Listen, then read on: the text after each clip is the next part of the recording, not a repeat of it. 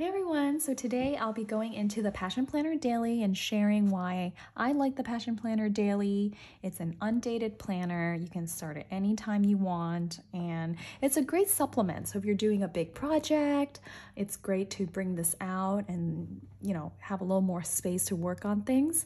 So it is for 93 days.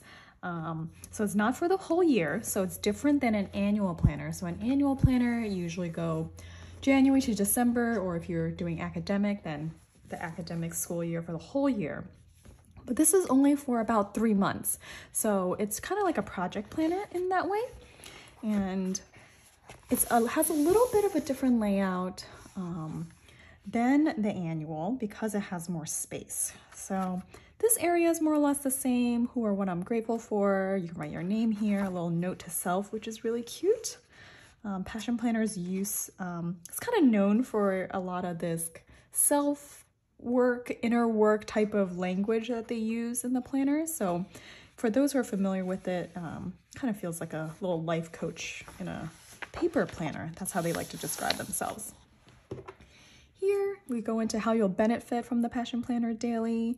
This is very similar to how you may benefit from a planner in general. We have a letter from Angelia, who is the founder and CEO of Passion Planner currently. It's nice to have that personal touch. And it also gives you an overview of how the Passion Planner Daily works. So it kind of breaks it down. Like here we have a whole blank page. You can write any kind of notes you want in there. You have a vertical timeline. I love vertical timelines. You write your own date because everything's undated. So you can start at any time. You can skip days, jump out, jump back into it. You have a today's focus. You have 13 to-do list sections, a free space to grow. People do different kind of tracking, self-maintenance, best thing that happened, today I learned, today in one word, and a mood. So there's really quite a bit of template going on here. Of course, you can always customize it to what you want. And free space inspiration. So they give you some ideas of what you might want to do for your free space. They have meal tracker, gratitude, books, spiritual verses, challenge of the day, and then you can also do daily journaling, agenda minutes, places you want to visit. And because you can really start and end this whenever you want, you can also write the dates just to see how long this will span for. This Passion Planner roadmap is very familiar looking to those who are in the Pash fam. This is kind of the core of the goal planning aspect of a passion planner. So really what you do, you set 5 minutes on a timer and you go as quick as you can to fill everything out. So it's whatever is in your mind, kind of your subconscious almost too, because you're going so quickly. And then you go back and you circle what you need or what you think will make the most difference. And then here are the steps. I mean, these are basic goal planning type of things. You have to really define. You got to brainstorm how to break it down into subtasks, make it measurable, prioritize, incorporate, commit, and your why. The why is very important to any type of goal setting.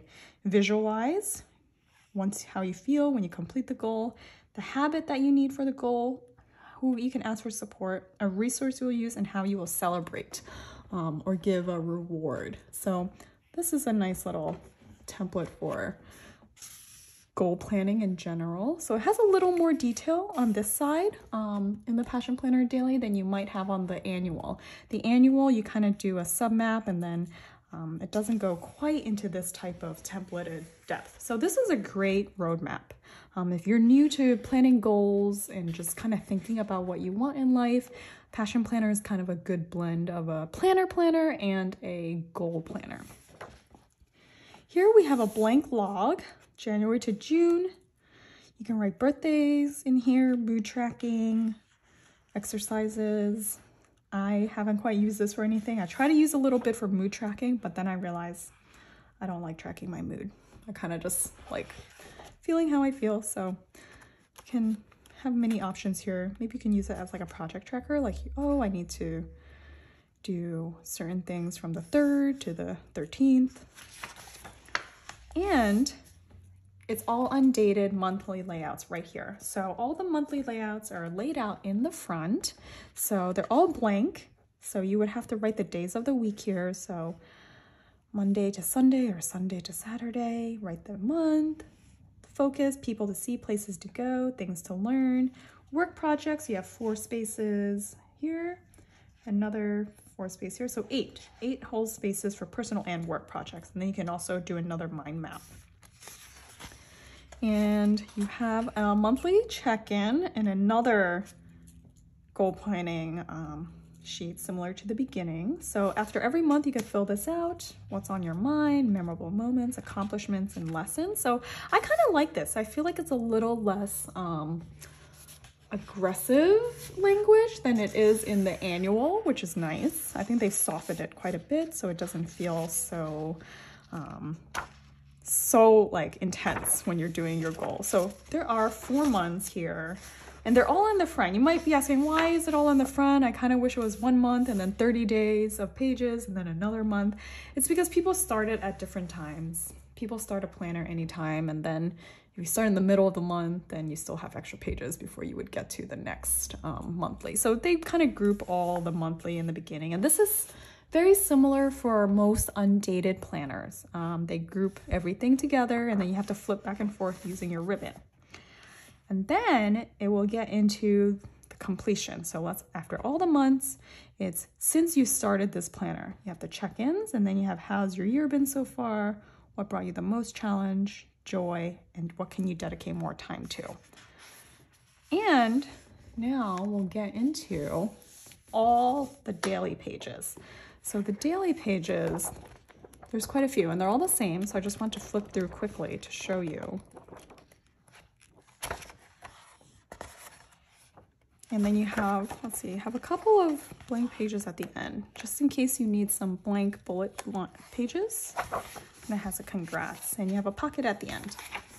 But these are all going to be all the same pages, all undated. It's a huge blank space on the right side. You can do a lot of bullet journaling here. You can do a very detailed task list. You can write your work notes, personal journaling, collaging, lettering practice. I mean, really anything you want. You can just draw here, or you can use up all those stickers that, we hoard in our drawers. That's the great thing about daily planners, because it creates a spread every day or every day you want to, or you could do multiple ones a day. You will be using up more stickers. You have a great vertical timeline from 5 a.m. all the way down to 11 p.m. This is a very generous timeline. Let me make sure I move it up so you can see it. It goes all the way down to 11 p.m.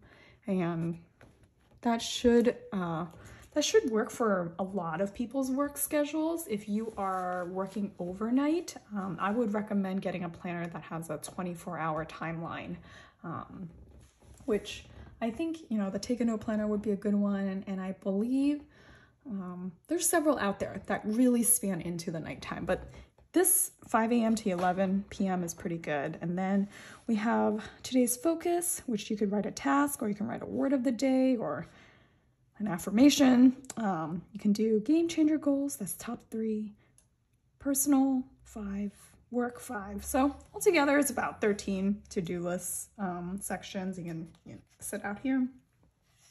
Free space to grow, self-maintenance, best thing that happened today I learned, today in 1 word, and mood. So this section I think is very unique. I don't see this in many kind of planners. Definitely not in a lot of the Asian planners or Japanese planners. This is like a very templated goal planner or intentional planner type of language that it's really nice to have if you're in that mindset where you're trying to concentrate on something or get back into the mood of noticing certain things that go on in your day, a more reflective mood. I think these are great prompts. Sometimes you might not need them, and you can always just cover it up with washi, which is what I've seen. And then you can kind of write whatever you want here. Or you can just leave it and just cover it with stickers. It's really open and up to you. So don't feel like you have to use these prompts. Sometimes I see some passion planner users, they kind of change the layout almost completely. Like they cover almost everything and they kind of collage and make it their own. And I love that. And people are like, oh, well, why do you even buy a planner? Why don't you just use a notebook? And I think sometimes it's easier to edit than it is to create something from scratch, like bullet journaling. It's sometimes easier to like, oh, let me just edit real quick, because it sparks a different part of your brain. So I like how, you know, open and spacious this feels. I think it's great to bring in and out when you just need more space. Sometimes you have a lot of thoughts in your mind and you just want more space to write things down. And I think it's a really solid planner. So this size is a little bit larger. So this is a medium, which is a typical B5 size. So it's the same size as any other B5. And it actually classically comes in the A5. So A5 is what they started out with in their Passion Planner Daily line. And they have more colors in the small A5. I think it also has like different designs and etchings. They have a daily on the side. This one does too, but this is quite a bit larger, as you can see. It is quite a bit larger. They both have rubber bands, but let me just flip to a blank page so you can see the difference in the lines. So it is quite a difference. They also have a large size, so that's something to look out for as well. If you really need quite a bit more space, you can do a large size too, but I really like this. I think both are good. I feel like with a medium, you could even split this in half and then double up on your to-do list because it's so big. But I think a daily and a small is enough room for me just because it's a whole spread. So it's technically 2 A5 pages per day. So yeah, I'm glad I get to share this with everyone. I think it's a nice supplement to have. I wouldn't use this as my only planner because I like having a dated system and I like having an annual, seeing my whole week at a time. But some days those weekly vertical layouts are a little bit narrow for me, so I just need more space, and that's when you can bring them out. But as always, you don't have to feel pressure to fill it out every day. It's not supposed to be punishing and that like, oh no, I missed a day, because you know, it's undated. So you can just hop out and put this aside and then come back in when you just want to play around in it. This one I've used for almost 2 years now and I'm still not done. I would say I'm only maybe even half done, and I don't fill out both sides of the pages all the time. So that's something nice to share.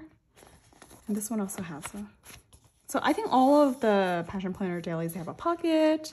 Their covers are really durable. You can kind of toss them around. You don't have to be like super delicate with them. Their paper does lie, or their binding is pretty flat lay. You might have to bend it a little, but it's more or less pretty flat lay. And now that they have more sizes, more colors, I think it's something fun to add once in a while. Maybe just try buying one, see how long it'll last you before you go for the next one, because you don't need to use them all the time. So thanks for tuning in, everyone, and I'll see you all next time.